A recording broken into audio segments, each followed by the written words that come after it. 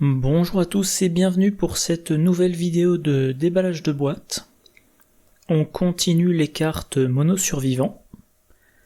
Alors la première carte c'est Amélioration de fortune, un événement de niveau 0 qui coûte 0. Trait Amélioration, utilisation 3 durabilité.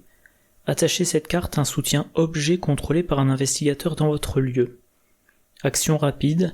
Lors d'un test de compétence sur le soutien attaché, dépensez une durabilité. Vous gagnez plus 2 à votre valeur de compétence pour ce test.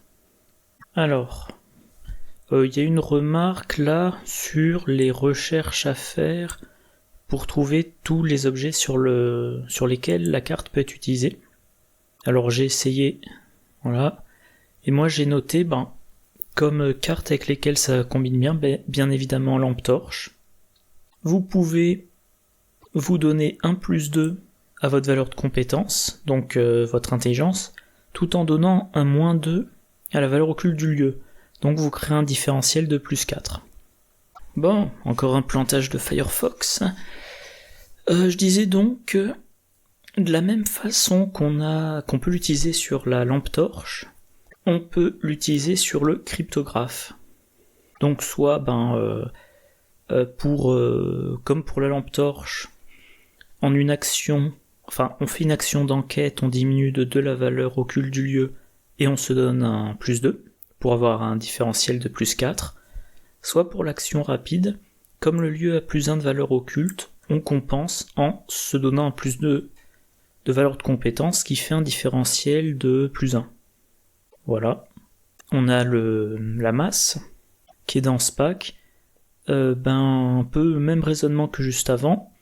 Si vous faites l'action simple de la masse, vous avez moins 1 en force, mais vous infligez plus 1 dégât. Donc avec amélioration de fortune, au lieu d'avoir moins 1 en force, vous avez plus 1 en force. Voilà, donc en gros, je reprends. Pour lampe torche, vous améliorez le différentiel. Pour cryptographe, soit vous améliorez le différentiel comme pour la lampe torche, soit vous améliorez grandement le différentiel, soit vous compensez, même vous faites un peu plus que compenser le fait que l'action rapide vous donne un malus. Pour masse, pour l'action simple, normalement vous avez un malus, là vous avez un petit bonus. Et il y a aussi, vu que vous donnez un plus 2, tous les objets qui ont un effet en cas de réussite avec une différence de 2 ou plus. Cran d'arrêt, il vous faut la réussite avec une différence de 2 ou plus pour faire le deuxième dégât. Amélioration de fortune à 3 reprises, ça vous donne un plus 2. Mauser, vous inclinez l'arme et il vous faut une réussite de 2 ou plus pour la redresser ou pour gagner une ressource. Alors fusil à canoncier, là on est dans le par point de réussite. Vous infligez un dégât par point de réussite jusqu'à un maximum de 6. Donc voilà. À 3 reprises, vous pourrez vous donner un plus 2. Et d'ailleurs, quand je dis à 3 reprises, il n'y a pas de limite. Donc en fait, les 3 utilisations d'amélioration de fortune, vous pouvez les utiliser d'un coup.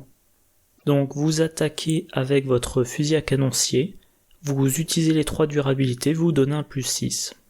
En espérant atteindre donc le 6 points de réussite pour faire 6 dégâts d'un coup.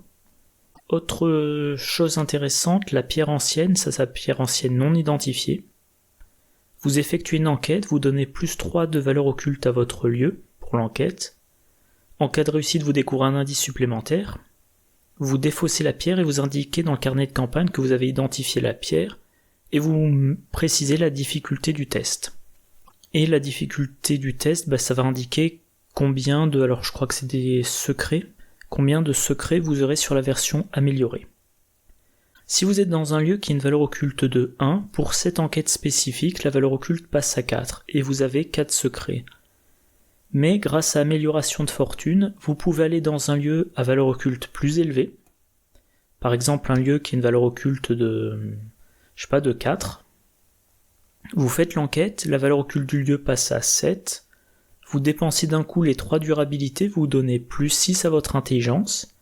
Donc vous faites une enquête qui a une difficulté de 7, mais vous avez plus 6 à votre intelligence. Mettons que vous faites ça avec Ben tiens, j'avais là. Mettons que vous faites ça avec Mintifad. De base, elle a 4 en intelligence. Elle s'est donné un plus 6, ça lui fait 10. Elle va peut-être attribuer une déduction, ça fait 11. Donc elle teste à 11 contre 7. Elle est à 4 au-dessus de la difficulté. Elle a de bonnes chances de réussite.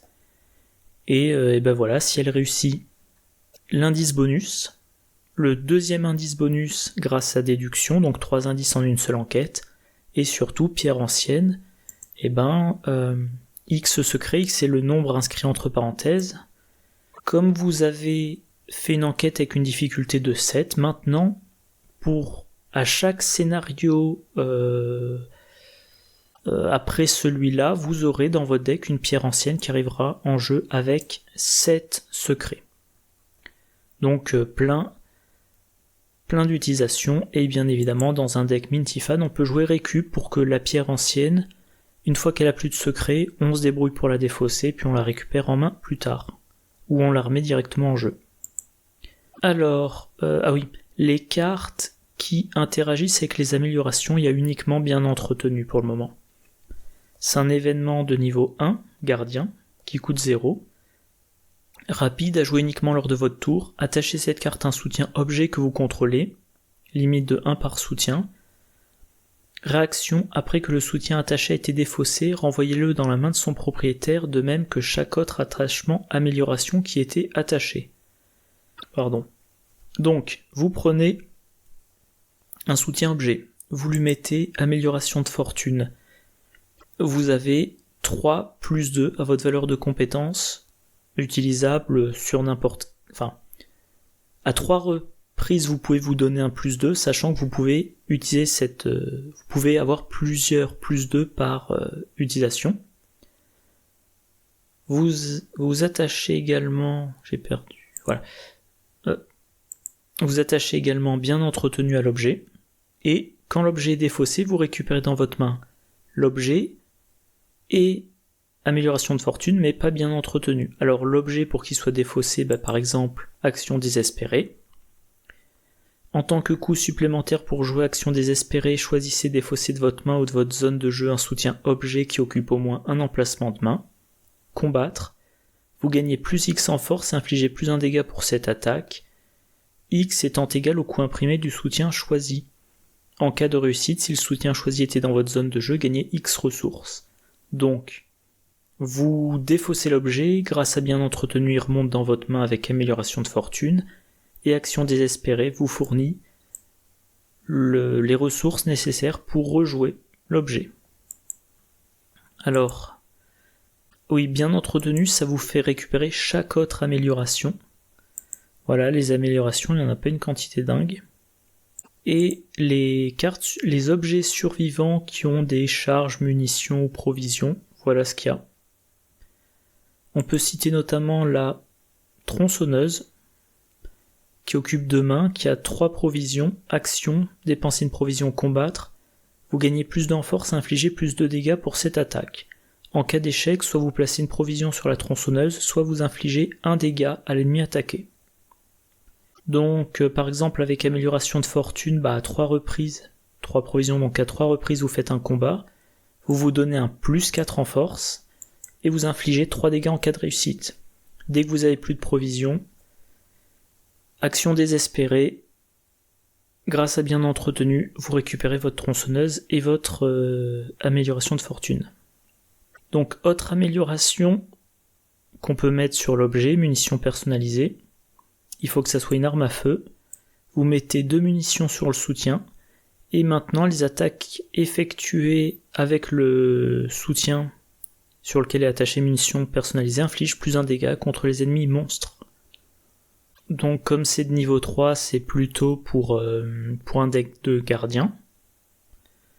Alors pareil, les objets gardiens avec des charges, des munitions, des provisions, voilà, il y a ça. On pense notamment au fusil de chasse de la boîte de base parce que comme le fusil à canoncier, il inflige autant de dégâts que de points de réussite.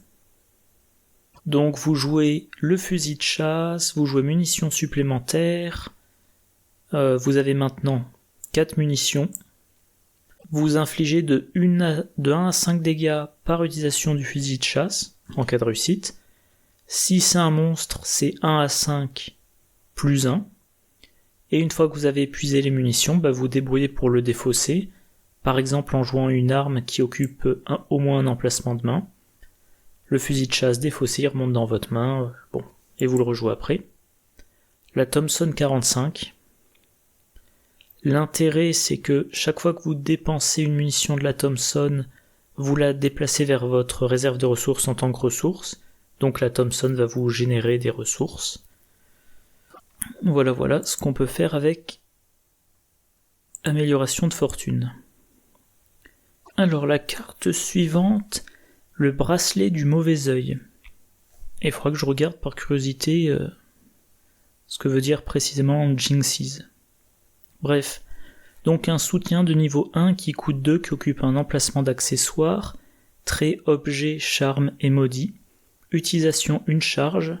Action rapide, dépense une charge, vous gagnez plus 2 à votre valeur de compétence pour ce test. Limite d'une fois par test. Réaction, après qu'un ennemi vous a attaqué, placez une charge sur le bracelet du mauvais œil. Alors, pour une charge, vous avez un plus 2 à votre valeur de compétence, comme si vous attribuiez un courage inattendu. Ce qui est toujours bon à prendre. Y a des charges, donc on va pouvoir envisager d'en mettre d'autres, vu qu'à chaque fois ça vous coûte une charge pour un plus 2. Donc il y a notamment recharge. Ah non, raté, recharge ça marche que sur les sorts ou les reliques. L'étudiant énigmatique, vous déplacez un secret ou une charge d'un soutien que vous contrôlez vers un autre soutien contrôlé par un investigateur dans le lieu. Donc il faudra avoir un soutien avec des charges pour transférer les charges de ce soutien vers le bracelet du mauvais œil.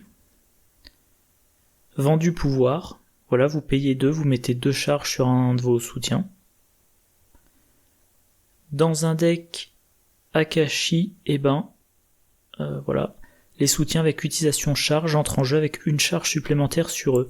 Donc elle, quand elle le met en jeu, le bracelet, il arrive avec 2 charges.